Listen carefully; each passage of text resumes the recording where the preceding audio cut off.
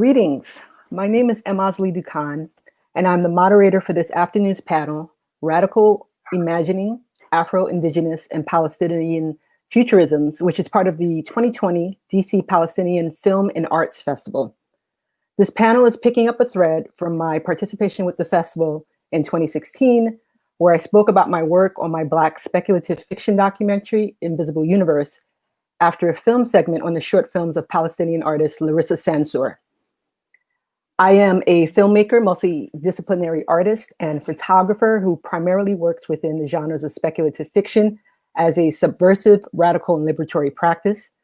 I have produced narrative films and web series that center the stories of marginalized people who are often found surviving, resisting, and struggling against the oppressive and interconnected forces of capitalism, imperialism, authoritarianism, misogyny, and white supremacy.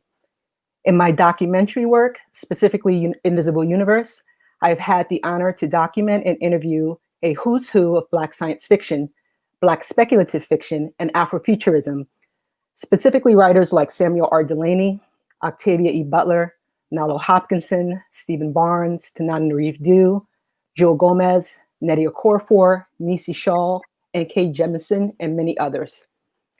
So here's my trailer for my documentary work in progress, Invisible Universe. When I was young, I was fascinated by the many genres that made up speculative fiction. But in reality, my love for fantasy, horror, and science fiction was bittersweet, because I never really saw myself in these worlds, at least not in the way that I wanted to be seen. I decided to begin a journey to tell the history of images like my own in the genres.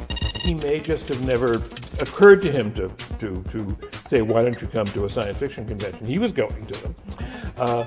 But it also, he may have been slightly embarrassed to wonder how you introduce a Black young man into all of this. I can remember sitting next to an editor at a science fiction convention, and he said he didn't feel that race should be used in science fiction, that Black people should appear in science fiction unless there was some kind of racial point to be made. You mean to tell me no one's taken any of the short fiction by all these other Black science fiction writers and put it together in one book so that we could read that? And it just kind of bothered me. And about 3 o'clock in the morning, I just woke up and I was just like, it'd be a great idea if I did this myself.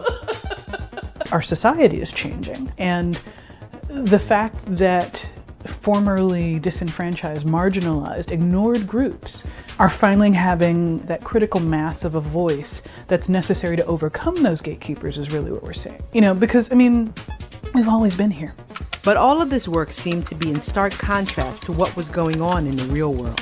A conflict of imagination between those wielding authority and those wielding your pens. And as I did more research, I realized that this was not the first time that this happened in the genres, that struggle and speculation historically went hand in hand. Travel with me as I go into the past to find our future. Travel with me into the invisible universe.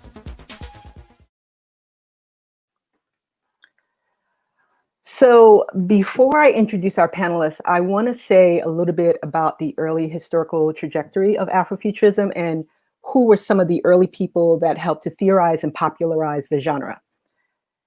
Afrofuturism has become a ubiquitous term to describe, as American cultural critic Mark Derry wrote for his 1993 essay, Black to the Future, speculative fiction that treats African-American themes and African-American concerns in the context of 20th century technoculture. In the chapter's interviews, Samuel R. Delaney, the first known Black science fiction writer, states, "Science fiction is a kind of genre that, until you have the readers, you can't have the writers." Now, whether there were other Black science fiction writers before Delaney, it is almost impossible to determine because they may have been rejected by white editors, or because most writers who were published in the early science fiction magazines mailed their submissions in, faces unseen. But even before the term was coined, and going by Delaney's premise, the readers were already there. Of course, we can speak of, for instance, Sun Ra and his embodiment of what can now be called an Afrofuturist ethos as a form of reading and writing. But I actually want to speak a little more to the literary sense of reading and writing. For instance, in British Ghanaian theorist and filmmaker Kojo Osun's book, more brilliant than the sun, he writes how since 1985, American cultural critic Greg Tate has been writing a lot about the interface between science fiction and Black music. He continues, British writer Mark Sinker went over to the States, spoke to Greg, came back, and wrote the essay Black Science Fiction for the magazine The Wire in 1992.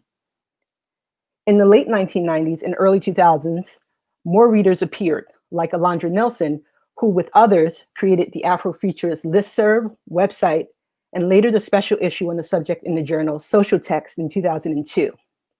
In 2000, writer and editor Cherie Renee Thomas published the first of its kind anthology, Dark Matter, A Century of Speculative Fiction from the African Diaspora, where she compiled the work of nearly 30 Black writers in or adjacent to these genres, going back to 1887.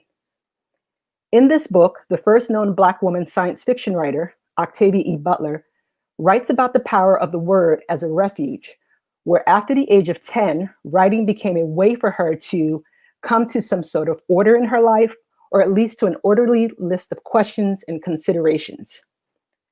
And before Cherie's second Dark Matter book was published in 2004, I had already started documenting the Black writers and readers all around the country whose interest in Black science fiction, Black speculative fiction, and now Afrofuturism literally birthed the popular movement we have today.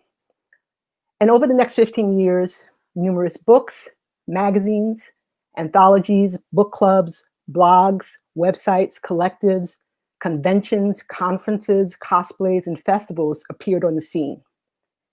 And even the evolution of the name continues, with newer terms like retro Afrofuturism by Tim Fielder and African Futurism by Nnedi Okorafor becoming part of the lexicon. In the end, we're all moving towards a time and space where Black readers and Black writers and Black futures are the norm, and not a question of if we can, as a community, have that type of imagination. So with that as background, I'm really excited today to moderate the panel on other types of futurisms, specifically Indigenous and Palestinian futurisms. And we have three amazing panelists today who, for the first half of the panel, are going to take turns presenting their work. Then in the second half, I'm going to ask some questions and also take some questions from the audience. So please use the chat boxes wherever you're viewing this panel to post your questions. And also please forgive us for any technical issues that may show up, and we'll try to do our best to accommodate to make sure everything is heard and said. So without further ado, I just want to briefly say that we're going to go in an order. First, we're going to hear from Dr. Grace Dillon, and then we're going to hear from Basma Ghalayini, and then from Saleem Haddad. So Dr. Grace Dillon is a professor of Indigenous Nation Studies and the editor of Walking the Clouds, an anthology of Indigenous science fiction, which is the first anthology of Indigenous science fiction short stories. Okay, and with that, the floor is yours, Grace. Shemagwech, thank you very much. Anin, that is our word in Anishinaabe that really means not just hello, but I see the light in you. And I see the light in you. Anin. Sagasagi Gizis. The sun comes out of the clouds. This is how we felt when Indigenous Futurisms started coming together quietly here and there, and was finally, there was the first collection, Walking the Clouds, in 2012. But I do want to quickly mention that Indigenous Futurisms has been around for a long, long time. And I think that there's that kind of sense for the other forms of futurisms as well. In Walking the Clouds, at the time, what I did is, because the thinking was so new, and by the way, very carefully indebted to Afrofuturism, with Alondra Nelson. I'd had conversations with her when she put out her compilation in 2002. And I had become a brand new science fiction tenure track person, helped out by Ursula K. Le Guin, because she said we need a native or indigenous scholar in the field of science fiction. And sadly, that's how many that there were at the time back in 2003. Uh, but thank goodness I did not remain the token Anishinaabe person or the token Native person for very long. And this has become a booming, booming field. For us, when we think of Indigenous peoples globally, it is Indigenous peoples that are striving for self determination. Those that are not interested in just being given an ethnic labeling. There are many, for instance, tribal nations throughout the continent of Africa that have pushed for this kind of form of self determination. Walking the clouds at the time, I emphasized globally the Americas, so Canada, within Canada, the States, Mexico, and then in Latin American countries. Oceania peoples, including those in Hawaii, but so many more islands, Samoans, so many other areas. Uh, Black Australians, Black First Nation Australians have become very, very important writers and have been bringing out a lot of exciting work, along with Maori in New Zealand. But there are so many other places of Indigenous futurisms globally that are coming up. And that's why I'm very appreciative of this particular film and festival, because as Palestinian people, we have had many strong connections. We've brought in many speakers to our campus, poets, artists, filmmakers, and have many, many wonderful discussions about what it means to be Indigenous peoples with an S. Um, the kind of peoples, as the United Nations came up with for the right of individual peoples with an S. What that S does is it allows us, with our tribal nations, to actually extend throughout what are various so called nations.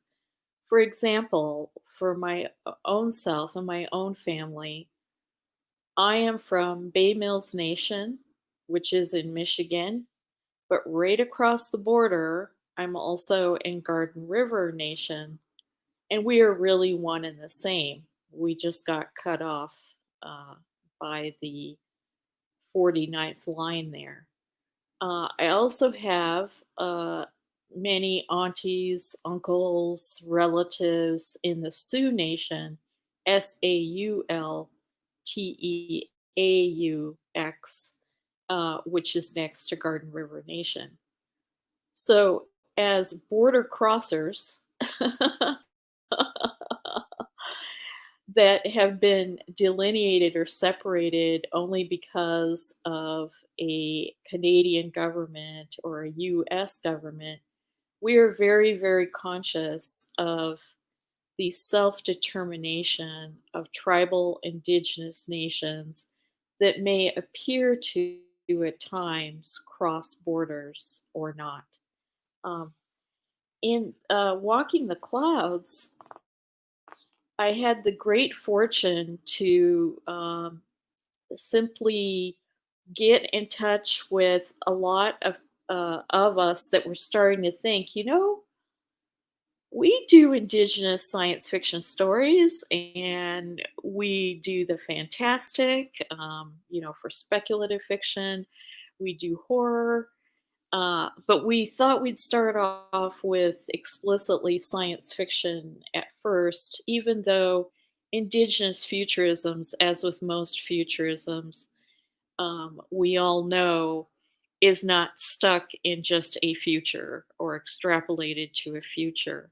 It's often bringing in our own past and along with our presence, especially for Indigenous peoples, that has become a bit of a challenge to get over the kind of thinking that we don't exist now or we don't live as tribal nations in a successful and happy and wonderful kind of way.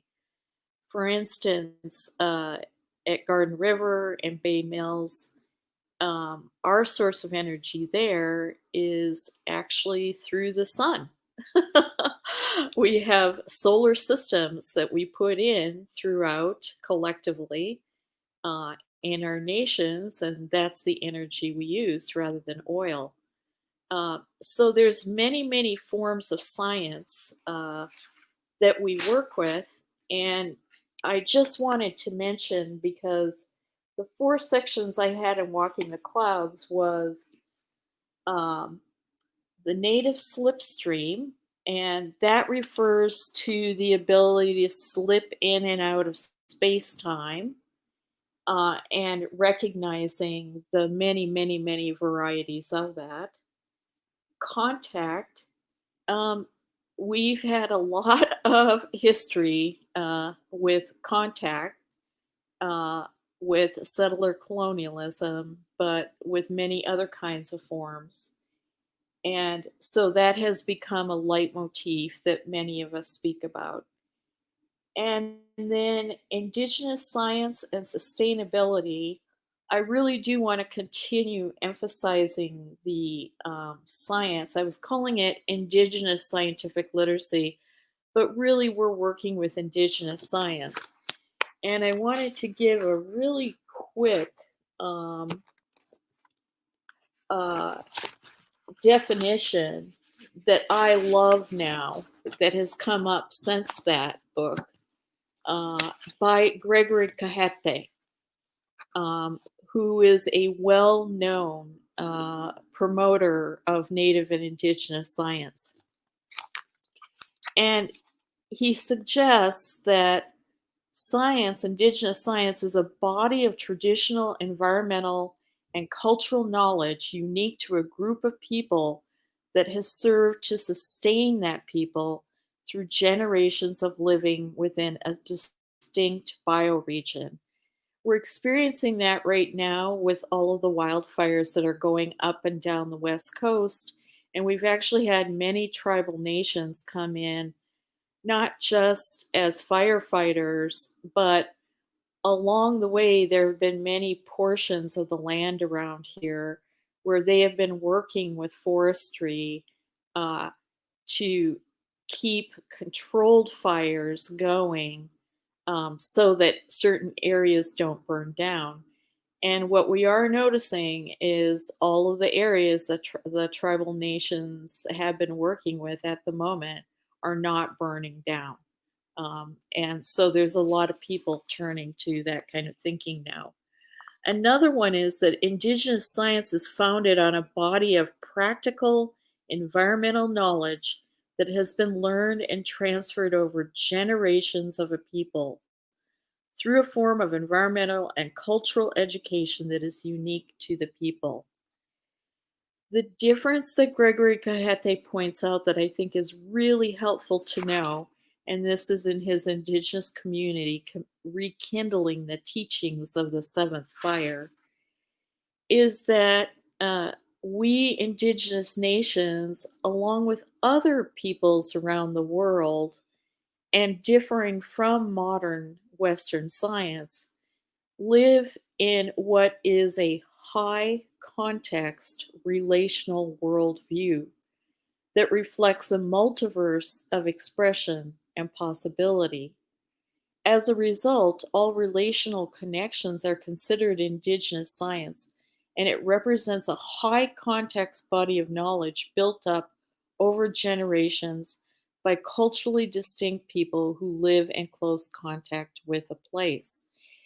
We, at this point, have many urban natives or urban Indians, as we're sometimes called, And even if you don't grow up with those generations, there's as Leanne Bettasamoki Simpson has called it, a queering of resurgence, that we're actually having a resurgence and a regenerative form of justice going on that is getting back into what I was very fortunate to grow up with. I was fortunate to grow up with my language and to hear all the stories, whether it was Gikan Dasawan, traditional knowledge, or Adazukanan, sacred knowledge. I was able to hear them as scientific stories. That's how I learned my science.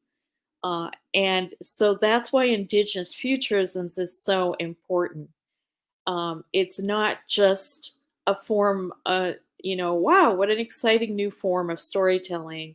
It's a form of storytelling that actually brings in science in such a way that, as I have with my students in race and social justice, I've had students that they are all BIPOC leap up after I tell them a story in my own language and then translate it and say, if I had had this kind of science, I would have loved it.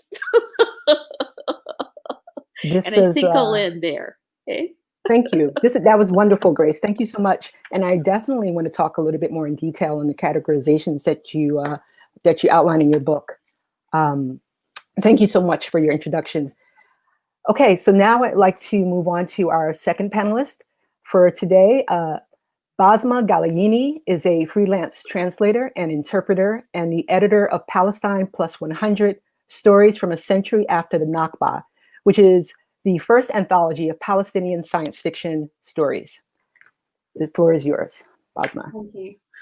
Thank you, Asli. Thank you for having me. How I tie into all of this, I grew up in Gaza and in Palestine, and I moved to the UK when I was 27. And growing up, we didn't really have access to much international literature or general genres in general, in science fiction specifically, or futurism.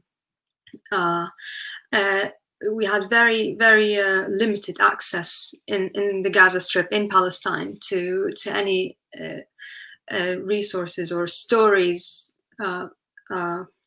So you had to kind of seek them out and ask people who are traveling from abroad to get you a story you might have heard of, or a video, a VHS of a film that you want to watch. I grew up and I moved to the UK, and I did have, when I lived in Palestine, I did have some access to some Egyptian writers who would write speculative fantasy, sci-fi stories, and that I'd say that was my only exposure to science fiction when I was growing up until recently. And then I started working for a publishing house called Comma Press in the UK as a translator and interpreter. And Comma Press had published a book called Iraq Plus 100, Iraq Plus 100, which is stories set 100 years after the American invasion to Iraq. So I spoke to, which was edited by an Iraqi writer called Hassan Belasim. And at the time I was working at Comma Press, and I spoke to the editor, the series editor, Ra Page. I spoke to him, and we suggested that maybe we could apply the same kind of formula or the same idea to a Palestinian anthology and all the stories can take place 100 years from Nakba. Now, Nakba is a turning point in Palestinian history because it's an event that took place in 1948, where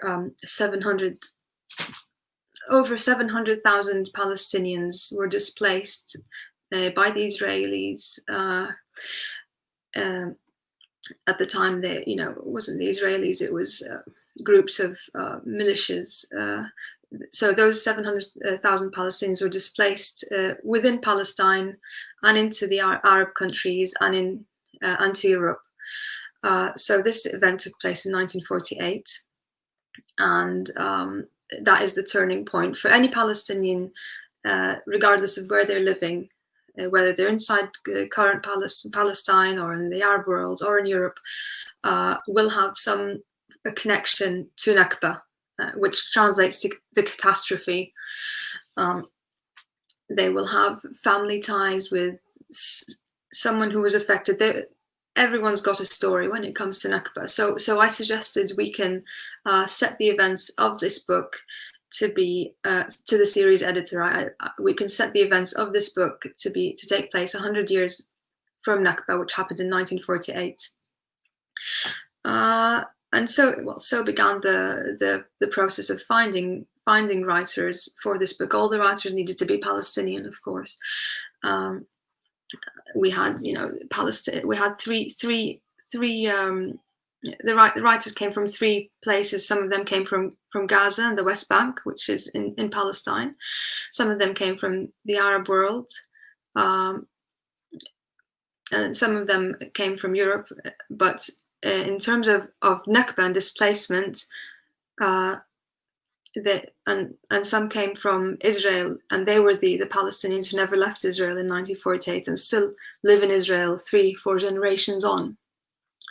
So we sent out a call out, and there was initial hesitation. Initial hesitation in terms of all the writers had never written any sci-fi before. Some of them had actually said, one specific writer said that he had decided to email us and tell us that he can't write for us, but he was going to give it a week so it doesn't seem too rude.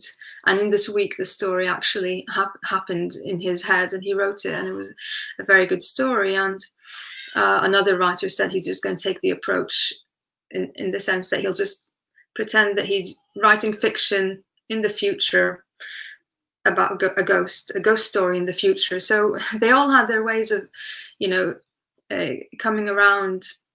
I mean, I'm sure Saleem can mention his own experience writing this story, but it's a new genre for the Arabs in general, and specifically Palestinians, because we're not used to writing about anything or within an imaginative context. Because it feels like it's always too much of a luxury, in a sense, to write about the future and science fiction and rockets and spaceships.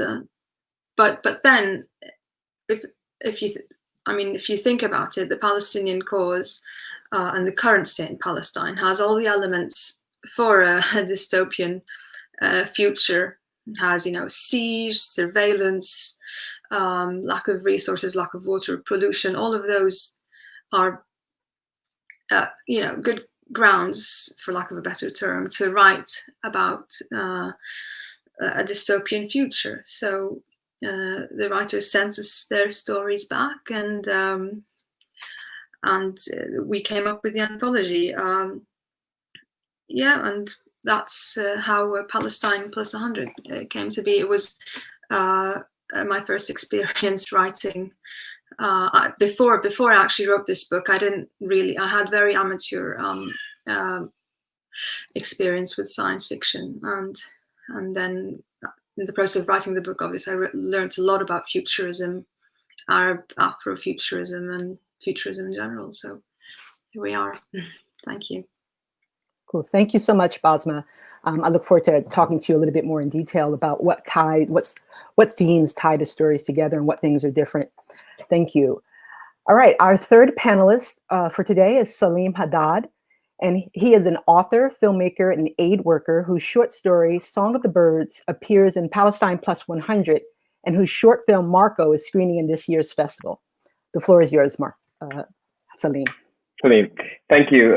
Thank you so much for inviting me to speak as well. It's an honor to be on the panel, and a real pleasure to listen to everyone else talk about a subject that I must admit I sort of stumbled into through Palestine Plus 100. So it's been incredibly illuminating to hear the others speak about this field, and especially to learn more about Afro and Indigenous Futurisms, because I think our struggles are so intertwined, interconnected. I recall when Iraq Plus 100 came out, I think it was 2016, and what I found most exciting were the stories in that anthology that utilized ancient Mesopotamian mythology and culture and history and transplanted those into the future. Because I think as a region, we tend to hark back to a time of glory, and this can leave a lot of us in the Arab world looking towards the past instead of thinking about the future. But what I found really interesting in some of those stories in the Iraq Plus 100 collection was that they utilized this rich history and this rich culture and the mythologies of Iraq. So they were still looking at this glorious past, but they were also looking forwards because they started imagining and thrusting it forwards into this fantastical future. It was a really exciting paradigm shift for me. And even though I had never written any science fiction before, I remember thinking, if they ever do a Palestine one, I need to find a way to get a story in there. And actually the idea for my story came a few months before I was approached to contribute. I'm part of, many WhatsApp groups, and one of the WhatsApp groups that I am a part of are some friends of mine who all by coincidence happen to have Palestinian roots in the city of Nazareth. And one day we were just chatting about what would have happened had the Nakba not taken place, whether we would still be all friends, whether we would still be living in Nazareth, and whether our lives and our identities would appear simpler and more manageable somehow. And just the act of imagining this alternative timeline opened a portal in my mind. And at the same time, I had been chatting to another Palestinian friend, a graphic artist, about how much our idea of Palestine, especially for those of us who live in the diaspora, is constructed by memories of our forefathers, and in my case, my grandmother's own experience of the Nakba. So we came up with this idea of a virtual reality game that was constructed by the collective memories of our grandparents. And we were toying with the idea of doing some comic strips around that. And it was around this time that I was asked to contribute to Palestine Plus 100, and it seemed like the perfect avenue within which to develop some of these ideas and concepts. And to me, and I've said this in interviews, but I think it bears repeating, Palestine is a real rich canvas for science fiction. It's the frontier where tools of subjugation and occupation are experimented and used. There are powerful themes in our recent history of reckoning with the past and an uncertain present and an even more uncertain future, ideas of memories and alternative realities, questions of homeland and belonging, of resistance and solidarity. So it's a rich tapestry for futurist writing, not as a form of escape from our current struggle for liberation, but as a new method of reclaiming our narrative and thinking through our contemporary struggles. So when it came to writing the story, this idea of exploring collective memories really appealed to me. I've always had a very complicated relationship to nostalgia, given how obsessed our culture is with nostalgic themes, which are simultaneously a form of resistance and power, of course, but also they can be quite oppressive and constricting. So the idea of these collective memories being used to create a utopian simulation that is at once a liberation and also another form of imprisonment was something that I wanted to play around with in my story. And that's when I started to think of Aya, this young girl who lives in this beautiful simulation of Gaza, but is haunted by these visions of her dead brother and of this grotesque present, or at least hints of a grotesque present. And in my mind, there was no question that the story would be dystopian, but I wanted this dystopic future to be up for debate, and for people to be asking, and for readers to be asking, is it better to live in an ugly truth or a beautiful lie? And that's the question that Aya herself is grappling with throughout the story. And I'll read a tiny bit from that story, just from the beginning. As Basma said, this is a story that's set in 2048, so it's 100 years after the Nakba. The unraveling began on the beach. Since Ziad hanged himself the year before, Aya had felt haunted, saddled by the weight of things. The violence of his death only reinforced how unreal everything seemed, like she was trapped in someone else's memory. But as she stood on the shores under the late afternoon sun that day, the haunting had felt much closer, like it had crawled under her skin and decided to make a home for itself there. Behind her on the sand, Aya's father was dozing under a giant yellow umbrella. Like all grown-ups, her father slept a lot, although no one slept as much as her mother, who was barely awake these days. Whenever life got a bit complicated, it seemed that all these grown-ups could do was just drop off to sleep. Taking one final look back, she walked into the water, leaving behind all the business of the beach, the loud, cheesy music blasting from the drone speakers in the sky, the smell of shisha and grilled meat, the screaming children and half-naked bodies running up and down the sand. Just another headache-inducing summer day in Gaza, she thought to herself as the waves softly lapped at her shins. She made her way deeper into the calm blue waters, her feet navigating the occasional piece of coral on the otherwise sandy seabed. The sea was so blue and the sky so clear. When the water reached her stomach, she turned around in slow circles, her fingers gently grazing the surface. Time passed more slowly by the sea. She learned that in physics class. How the hands of a clock placed at sea level run a fraction slower than those of a clock placed on a mountaintop. Sometimes she thought that she should go up and live in the mountains. That way, she would stop being 14 more quickly. Time would pass faster and she'd be a real grown-up, do all the things she wanted to do. By the sea, she felt herself a prisoner of both history and time. But the good thing about time moving slower by the sea was that if she stayed there, she would remain closer to the last time she saw Ziad. Maybe if she descended deep enough into the water, she could find a way to grind time to a halt and then push it back to the period before he died. Maybe then she would find a way to stop her brother from dying. She lay back and closed her eyes, allowing her body to float in the water. She could hear the song of the birds in the sky, the slow, familiar chattering. She dipped her ears below the surface, listened to the rumble of the sea. The sea, warm and inviting, seemed playful that day, licking the sides of her face. But underneath this playfulness, she felt something more sinister. She imagined the blue waters swallowing her, dragging her deeper until her body hit the seabed to join the thousands of bodies that had drowned in these waters throughout history. She wasn't sure if she fell asleep, but a sudden putrid smell overcame her. She sensed something cold and slimy wrap itself around her neck. She opened her eyes, took in a gasp of breath. The stench made its way down her throat, and her body shuddered in response. She reached for the thing around her neck and pulled it off, a soggy piece of yellow toilet paper disintegrating between her fingers. She flung the paper behind her and stood up in the water. Her feet found the seabed, which now felt soggy, spongy, and slick. The water around her was a brownish-green sludge. Sewage and excrement bobbed on the surface. A rotting fish carcass floated by her right arm, casually bumping into an empty can of Pepsi. To her left, white foam gathered and bubbled on the surface of the water. Her body contracted as a giant retch escaped her. A crackle of gunfire erupted on the horizon.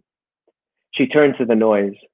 4 or 5 gunboats bobbed further out in the sea, as if warning her not to advance any further. She turned back to the beach.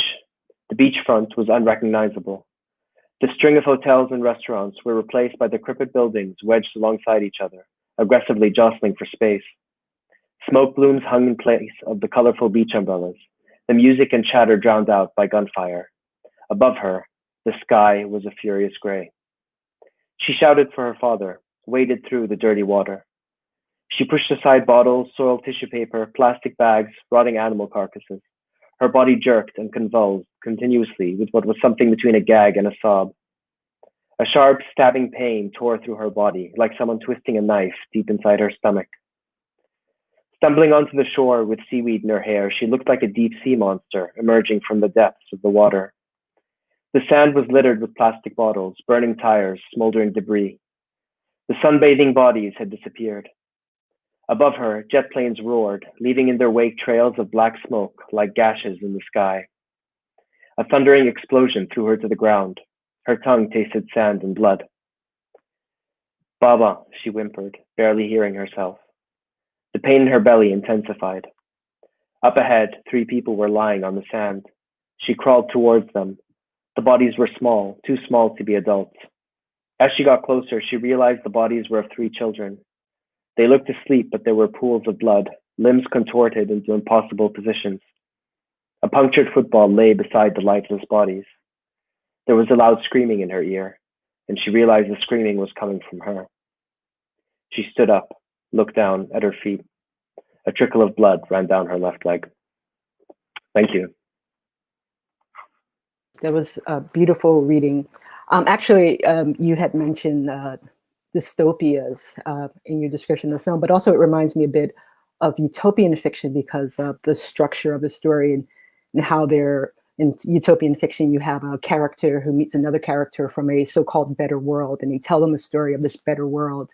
And then this character is interested in being in this other world. But your story has a similar structure, but there's a twist in there, and it's kind of a twist on the intention of what utopian fiction is, which actually is also how I think about utopian fiction. Utopias are not like necessarily the good place that we think they are, if you really read a lot of utopias. But anyway, thank you so much. That was a beautiful story reading. Okay, so I thank you everybody for your introductions of your work. And so now let's move into the Q&A section. And for folks who are watching, please do use the chat mechanisms to send your questions to us. And we'll try to get a few in at the end of, close to the end of our time here. All right, so please put them in early so we can pick them out. My interest in science fiction and speculative fiction started when I was young. Started with movies like Dune and Alien and Mad Max and novels like Fahrenheit 451. And I was a fan of the genre, but I was a bit of a disgruntled fan because even at a young age, I recognized the representations were problematic, and also the kind of stories they were telling were just always like worse versions of the world I lived in. And it wasn't until Octavia Butler's work where I could see myself, not only see myself in the stories and become more engaged with the stories, but as I could see myself as someone who had a stake in how the future could be. And so I really appreciated Octavia kind of changing my idea of what the genres could do. And a couple of you already talked about it, but I wonder if maybe Grace can talk about it. And Saleem, maybe you could elaborate. And maybe about Basma, you can go back and on it. But what is your origin story with the genres of science fiction and speculative fiction? And are there any works or creators that stand out for you, and why? And also, what were your feelings and thoughts about your to this genre related to your identity and your social position in society? Anybody can go.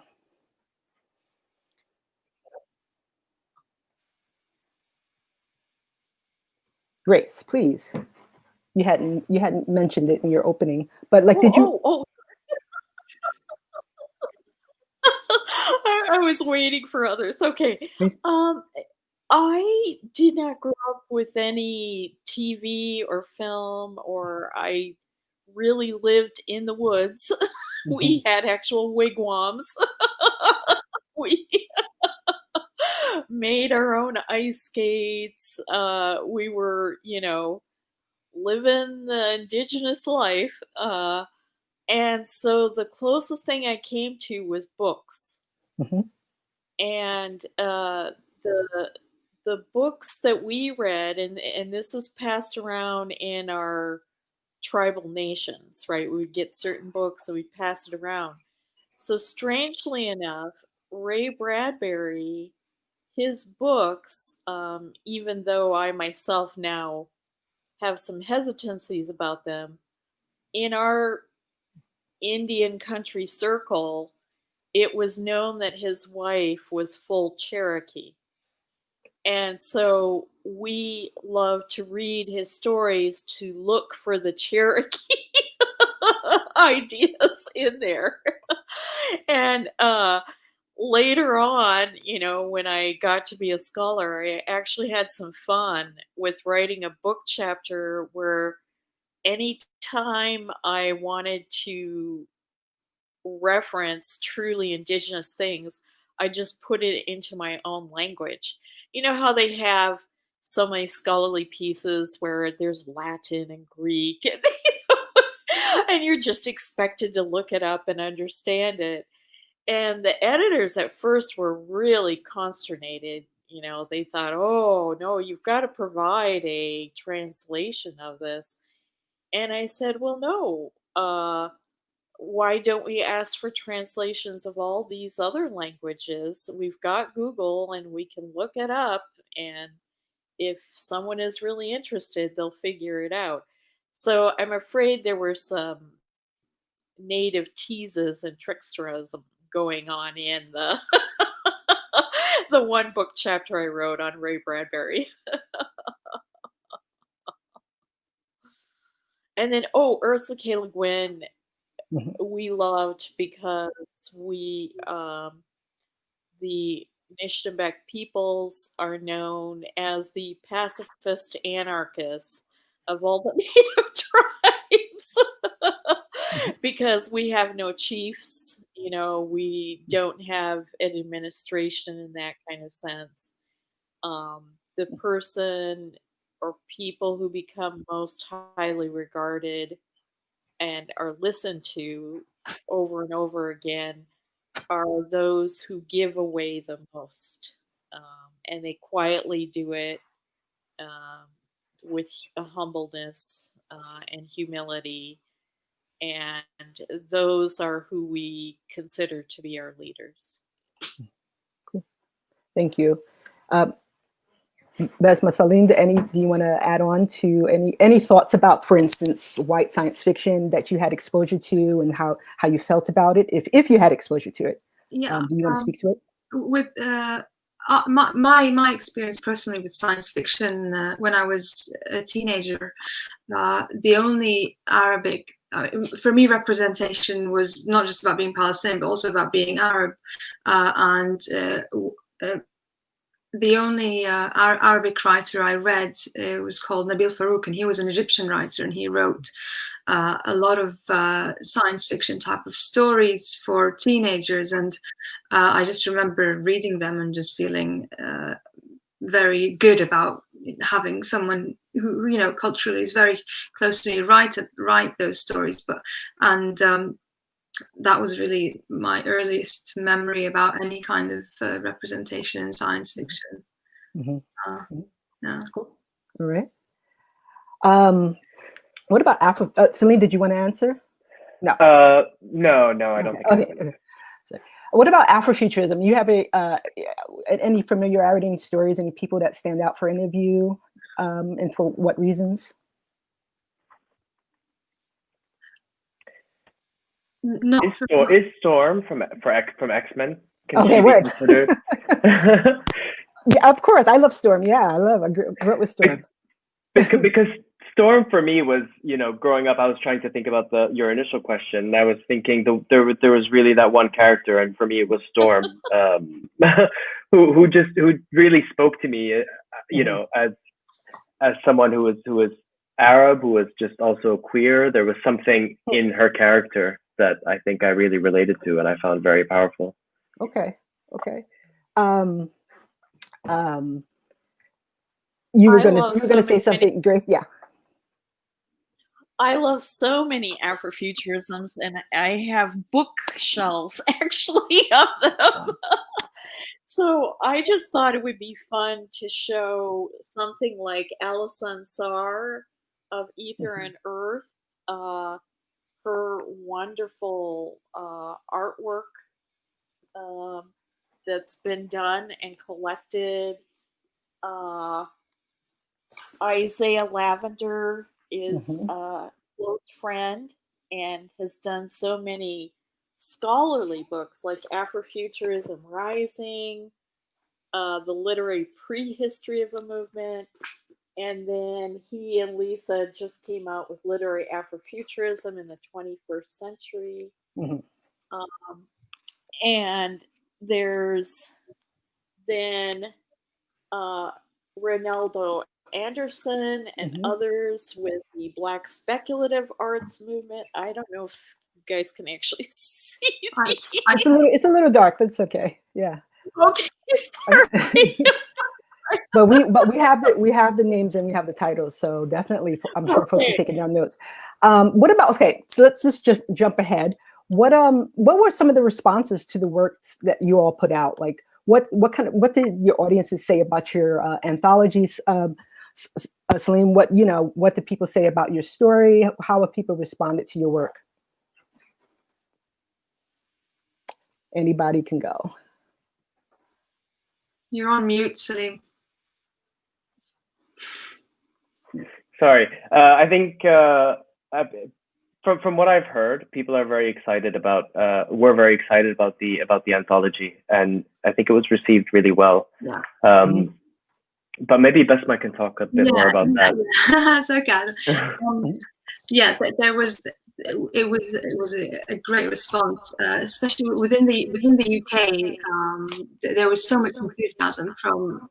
I mean, think of it as a Venn diagram. We had like the Arab people interested in Arab literature, people interested in the politics of the region, and people interested in science fiction. All of them were interested in this book, and really that was our aim from the anthology, is to kind of use science fiction as a way to get the audience to ask and listen and know about Palestine. That was my aim anyway. There was a huge interest in the UK. There was interest in other countries. America, there was a lot of interest in America. There's not so much interest in Palestine itself, only because the book hasn't been out in Arabic yet, and we're working on a translation for Arabic, for it to go back to Arabic, which was halted because of Corona, but that's happening too. But the responses were absolutely positive for the book, and all different stories. Everyone liked different stories, different degrees, and all the stories got attention, and we're absolutely amazing. Grace? Well, I first want to mention the Palestinian. I'm so excited about it, and we have many international students at our at PSU, and a lot of them are from Kuwait, Saudi Arabia, Lebanon, Palestine, so many different areas, Egypt, and so when I got them into Gulf Futurisms and used Larissa Sansur's films and got them into the queer Muslim G.H. Willow's Ms. Marvel, if you guys have seen that, that's so wonderful. What I have them do actually is they help us explain some of the ideas that are coming out. So I can hardly wait to give them the Palestine 100 plus. They've done the Iraq 100 plus and other collections. Walking the Clouds has been just amazing, just amazing. I feel so fortunate because in that case, it really wasn't me. What you do as a professor is you're supposed to write a monograph and do a book of scholarship about whatever you're covering. And it just didn't feel right to me. I didn't care what would happen with my tenure or whatever. I decided, I can't write scholarly about an area that people may not even know about. And it's not the indigenous way to do it anyway. You share your collective power to go up against tyrannical power, right? You use your collective power. So in that case, what I did is I just contacted all the authors who had already written. So we'll be doing other anthologies that are brand new. But that was this has already been written and already science fiction. And I just appealed to each author and asked them, what do you see as science fiction in this? And it was fascinating. They just wrote tons and tons and tons of stuff. So I could only sneak in some of their ideas into the forwards, but I made sure to let their voices be heard, not just their stories. Because it was so insightful to have it that way. Cool. And oh, and if I can just mention, there are many, many other collections out now, um, like this one, Mitawasi Momoina, which is Cree, called Indigenous Science Fiction and Speculative Storytelling, and it's through a native press. And so that's the other thing is with all these collections of stories or novels, um, we're really interested in promoting uh, Black First Nation Australian presses, for instance, with Terra Nullius and others. Oh, and by the way, a very strong strand of queerness and two spirit going on as writers in Indigenous Futurisms, whether it's up in the Canadian area, the States, lower down Australia, Maori. That's been a very, very exciting area where they feel that they can talk about not just existence, but about futures when they've been Absolutely. made to feel invisible. Cool. That's great to hear. That's great to hear. This is a question for everybody. Indigenous and Palestinian futurisms are such newer genres. Where do you see the work going? And are there any exciting projects coming up? Saleem, you're a filmmaker also. Do you have any plans on maybe adapting your story to a film in the future? I mean, I would love to. I would love to do that. These things are expensive. That's the problem. Yeah. But I mean, I think for me, like just the process of writing the story for Palestine plus 100 was quite revolutionary in terms of just rethinking the way that I approach my own writing, because my writing tends to be rooted in the contemporary world, and I think it's because I just feel very bogged down by the struggles that we're facing currently, and by actually just giving myself the chance to look into the future, I realized that there's a way, writing about the future is writing about the present and our present moment, and it's about writing about our present politics and society and illuminating it in some way, or like casting a different light on it. And I think that realization has been very powerful for me, and I hope that if others read Palestine plus 100 and other collections like that, they might be inspired to do it themselves. There has recently been a workshop in Ramallah called Ramallah Reimagined, where I think maybe 12 writers have been asked to write some science fiction stories, Palestinian science fiction stories, and submit them during this workshop. That's an exciting project. I'm not sure when we're going to see them, or if they're already out, but I was just reading about it. And I think, is it Strange Horizons magazine? I think I also have, they've got something about Palestinian futurism in it. I'm not sure which.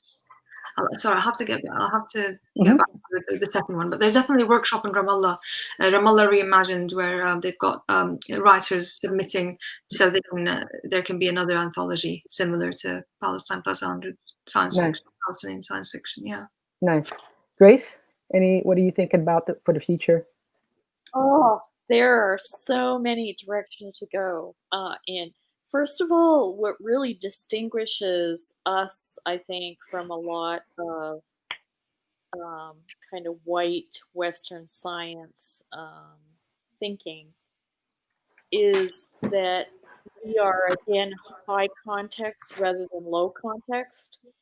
And so we really work with the complexities of not the old cyberpunk, is the mind somehow superior to the body. We work with body, spirit, soul, ancestors. I see that as cross currents in all of our areas that are a really, really important feature, and people are eager for and eager to listen to and take in. The trends that I've been seeing going on besides things like, really super cool zombie Indigenous Futurisms by Jeff Barnaby called Blood Quantum. Oh, yeah. Many, many, many films out. I love that. I love that film. I saw that recently. Oh, cool. Yeah. And Jeff Barnaby is Micmac, and he's done other science fiction films like File Under Miscellaneous and things like that. My own daughter actually is an Indigenous video game maker with Indigenous Futurisms. Her Thunderbird Strikes, which was going after the black snake of oil, actually ended up, talk about, radical discourse, ended up in the Republican senators bringing forth her game as an example of domestic terrorism because it was done at the time by the only Indigenous female video game creator. And they left out the part of the mishkiki and the medicine and the healing of the plants and the animals and all the other kinds of things after you strike down the black snake. Mm-hmm.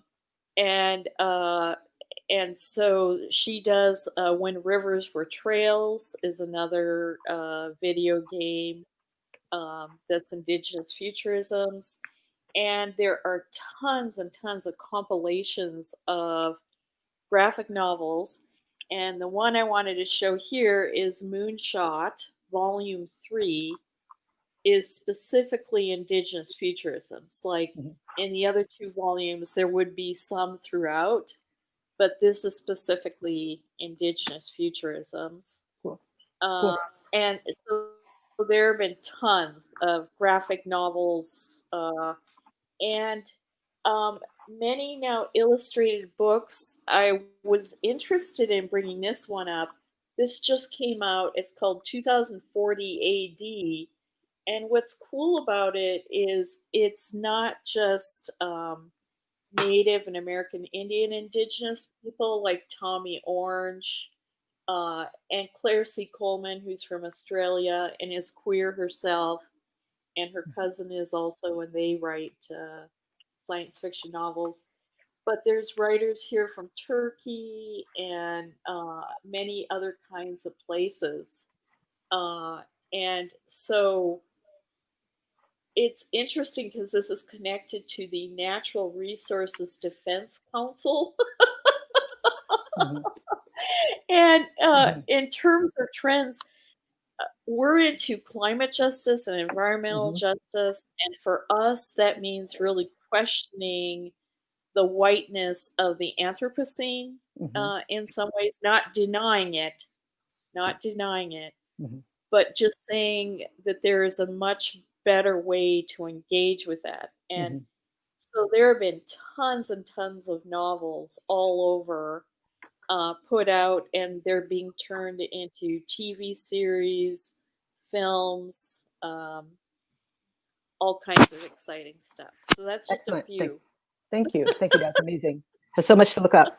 But Basma, can you talk a little bit really briefly about some of the things that tie your anthology together?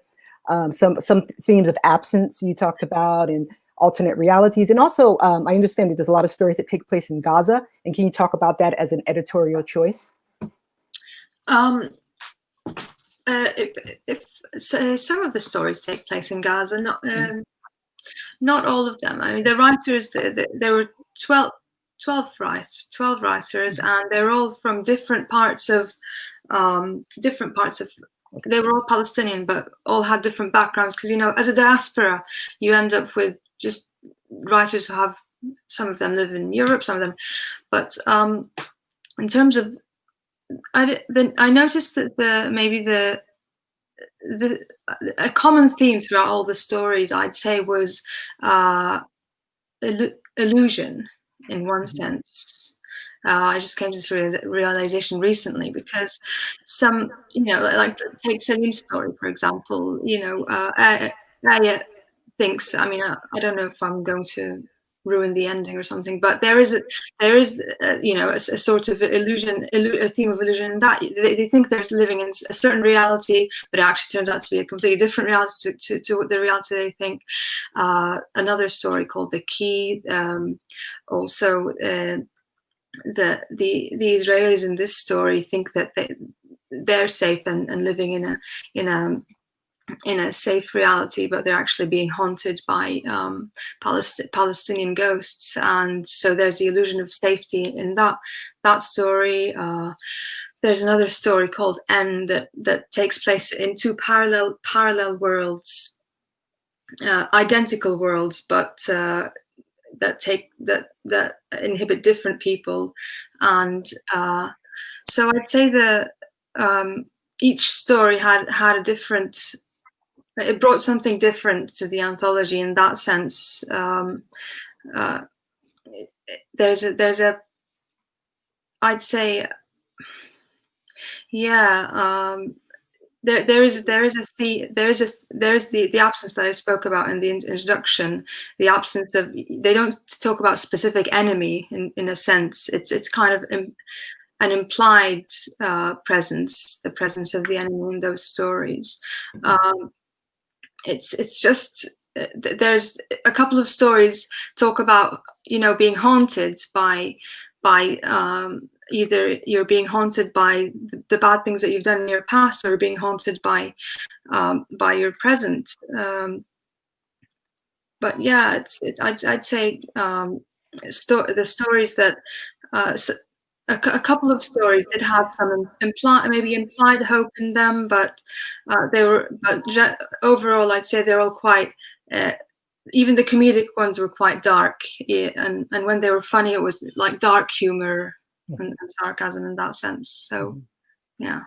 And there's a question. We only have a couple more minutes left, but try to tie together some audience questions and my questions. But can you talk a little bit? All of you, can you talk a little bit to where do you think hope plays, and where all of our futurisms can talk about dystopias, right? We could all tell these dark stories. But where do you think is the balance between hope and dystopian stories that really would make our futurisms blossom more?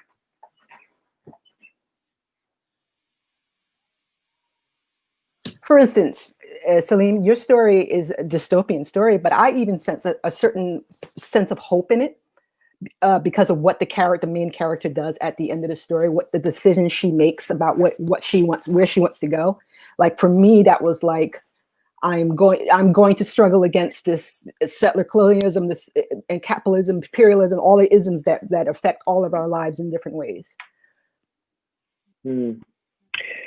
Yeah, I mean, it's tough to answer this question because I think even in my writing that's rooted in the present, I do tend to lean towards the dark and an exploration of the dark, and maybe that's just my style as a writer, or maybe just this pessimism, and then within that dark space, trying to find clouds of hope. But I think there's an angle to futurism, and what I'd like to see more of is maybe a futurism that is also aspirational, and affirming, and you know, I mean, just seeing at a very simple mainstream example, like the way Black Panther was so empowering to so many people, and seeing that world being created in these very powerful men and women, I think, you know, something like that can be very affirming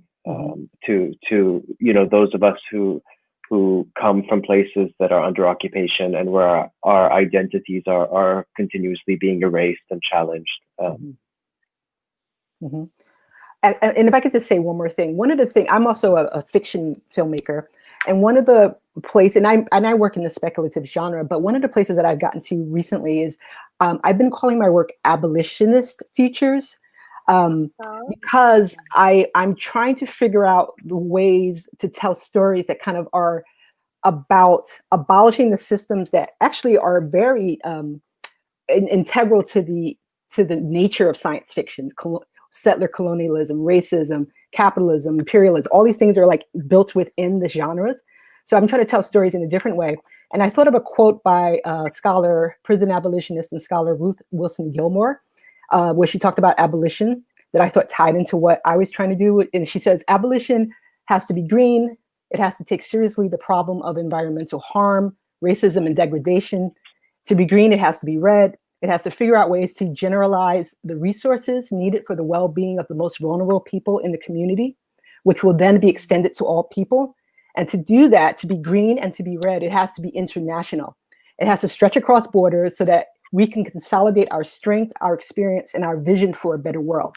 And so like it makes me think that it's not just about, it's about all cultures that have been inherently kind of assaulted by these narratives, these speculative narratives, and how we can have an intention behind what kind of stories we tell. So, you know, as writers, editors, filmmakers, theorists of African diaspora, Indigenous and Palestinian futures, I mean, what do you think about those connections, and specifically about your futurisms in general? Where do you want them to go?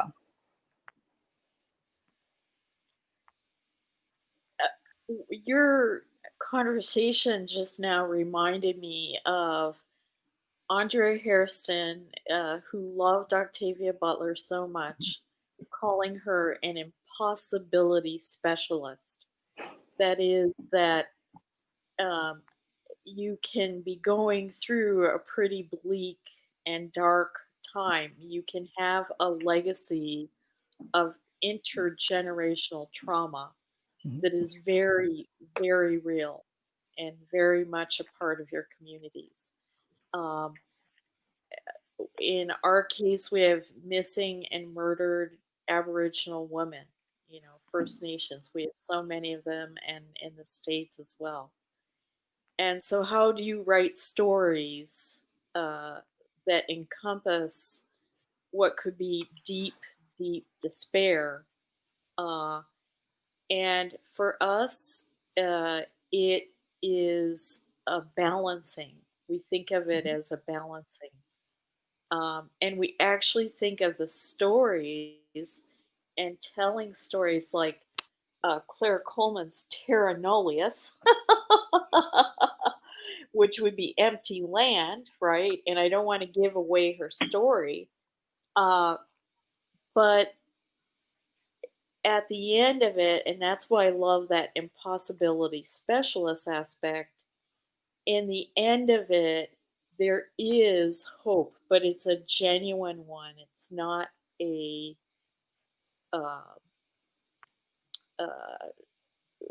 one quickly talked about it. There's a balance to it.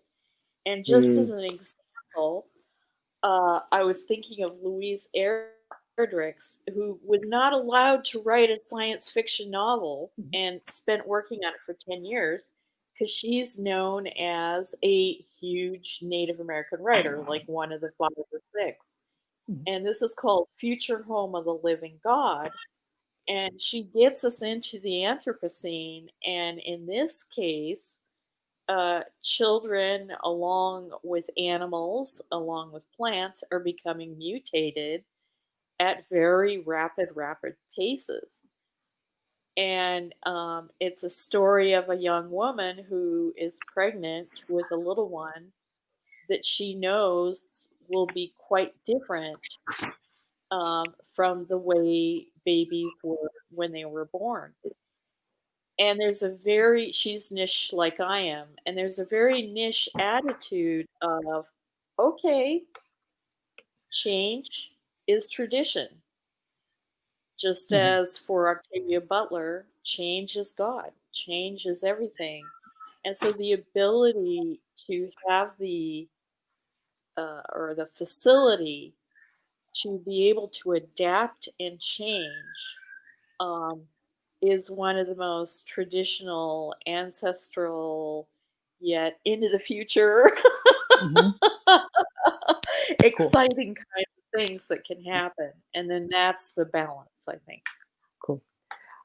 We're technically out of time, but if Basma, Saleem, you want to end with anything about hope or the future, about your futurisms, if you want to say anything, I would love to hear it. I just want to say, I think even though most of the stories in the anthology, you know, might not really necessarily be hopeful, most of them, what I found was a hopeful element was the fact that the writers actually wrote these stories and ventured out of their comfort zones to display, you know, the Palestinian cause in that specific context. That, to me, that was the hope element of those stories, the writers themselves. Yeah. That was it. And I'm sorry, we're out of time. Thank you so much. It was a pleasure to talk to you all in this panel. Maybe one day we can do it again, maybe a little bit longer. I enjoyed all of your work, the parts that I haven't been able to read, and I wish you all the best. Thank you so much. Thank you very much. Thank you. Thank you.